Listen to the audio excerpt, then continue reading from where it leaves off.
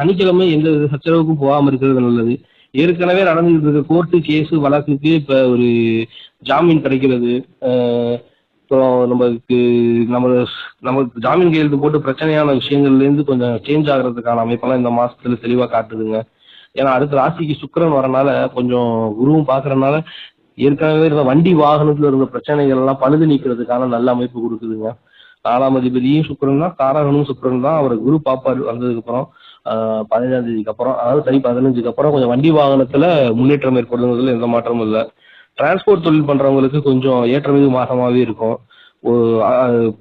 வண்டியை வந்து டிரைவரை கொஞ்சம் பார்த்து வாட்ச் அவுட் பண்றது நல்லது. டிரைவரை வந்து எப்போதுமே கைக்குள்ள வச்சுக்கிறது டிராவல்ஸ் தொழில் பண்றவங்களுக்கு கரெக்டா இருக்கும். யார்கிட்டயுமே நம்ம இந்த கடிந்து பேசணும்னா நமக்கு கடிந்த காலமா தான் இருக்கும் அது. அதனால யாரையும் திட்ட வேணாம், யாரையும் குறை சொல்ல வேணாம். நம்ம வேலை உண்டு நாம உண்டுன்னு இருக்கலாம். நம்மள்ட்ட வேலை பார்க்குறவங்க தப்பு செஞ்சாங்கன்னா அதை தட்டி கொடுத்து முன்னேற்றுறது நல்லது. நீங்க தட்டி கொடுத்து முன்னேற்றாம அடிச்சு முன்னேற்றணும்னு நினைச்சீங்கன்னா அவங்க உங்களுக்கு பிரச்சனை பண்ணிட்டு போயிடுவாங்க. ஏன்னா கிரக நிலைகள் இந்த மாசம் அப்படிதான் இருக்கு. கும்பராசிக்காரங்க வழிபட வேண்டிய தெய்வம் பாத்தீங்கன்னா ராசியிலேயே ராகு 7ல கேது இருக்கனால கணவன் மனைவி பிரச்சனைகள், திருமணத்துக்காக காத்திருக்கவங்க எல்லாம் வெள்ளிக்கிழமை துர்க்கையம்மா காலையில 10 to 12 ராகுகால நேரத்துல கும்பிடுறது மிக சிறந்த அமைப்பை தருங்க. அதே மாதிரி 2ல இருக்க சனிக்கு வந்து இந்த மாதத்துல சந்திரன் வந்து சனியோட சேர போறாரு இன்னும் ஒரு 4 நாள்ல. அதனால 2 நாள்ல. அதனால நீங்க வந்து காலபைரவர் வழிபாடு சனிக்கிழமை செய்யறது இந்த மாதம் உங்களுக்கு மிகப்பெரிய ஏற்றத்தை கொடுக்கும். சனிக்கிழமை காலபைரவர் வழிபாடு மற்றும் ஹனுமன் வழிபாடு, சனி ஓரையில பைரவருக்கு எள்ளு விளக்கேற்றி வழிபாடு செய்யறது மூலமா முன்னேற்றத்தை கன்ஃபார்மா அடையலாங்க.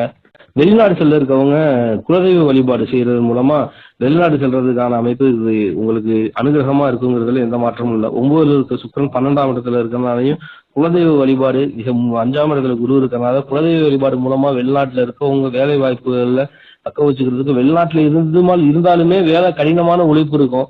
அவ்வளவு பிஸியா இருப்பீங்க. ஆனா நீங்க எதிர்பார்த்த சம்பளம் கிடைக்காது, எதிர்பார்த்த மரியாதை கிடைக்காது. அது உங்களுக்கு மாற்றம் கிடைக்கணும்னா நீங்க இந்த மாதம் ஃபுல்லா குலதெய்வ வழிபாடு உங்களுக்கு மிக சிறந்த அமைப்பை கொடுக்குங்கிறதுல எந்த மாற்றமும் கிடையாது.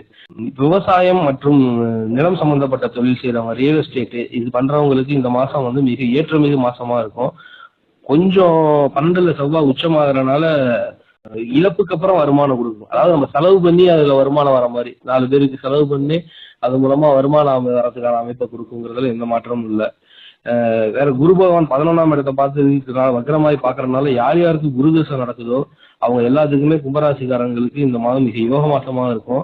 அதே மாதிரி யாருக்கு இந்த மகரத்துல குரு இருக்கோ அவங்களுக்கு குரு தசையோ சுக்கிர தசையோ நடந்துச்சுனாலும் இந்த மாசத்துல உங்களுக்கு வண்டி வாகனத்தை புதுசா வாங்குறது, பழுது நீக்கிறது, வண்டி வாகனத்துக்கு லோன் போடுறது போன்ற அமைப்புகளை செய்யலாங்க. ஏற்கனவே இருந்த கடனை அடைக்கிறதுக்கு